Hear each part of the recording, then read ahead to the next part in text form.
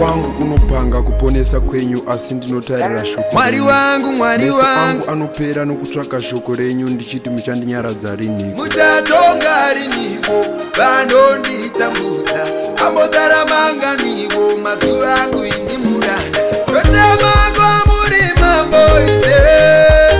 ndotema kwamuri baba we ndotema kwamuri mambo ise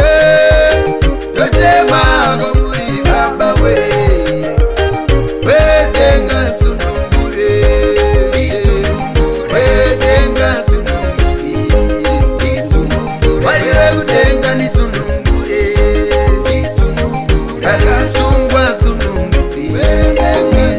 pane miko pane zviga pane zvavakatema kuti ha ende mazviona zvavanoda azinisa ndizvo zvandinoda unodei kudambura cheni ndoda kupasa njeri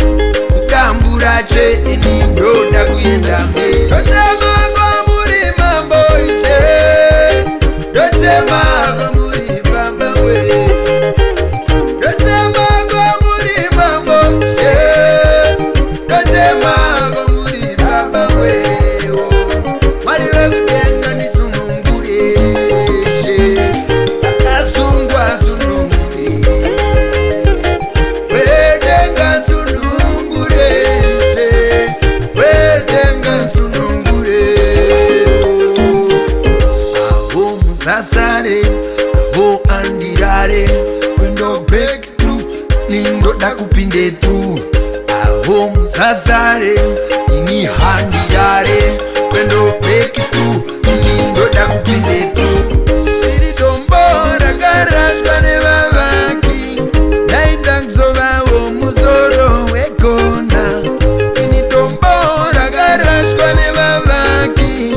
nainda kuzovawo musoro ndotema kwamuri mambo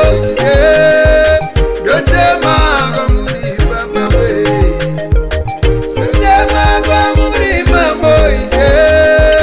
ndotema kwamuri baba we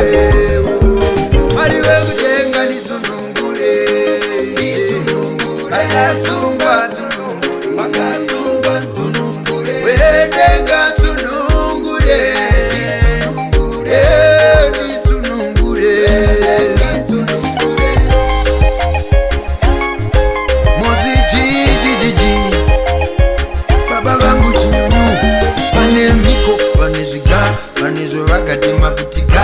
ndemazviona zvavanoda azinisa ndizvo zvandinoda unodei kudambura cheni ndoda kupasa jeri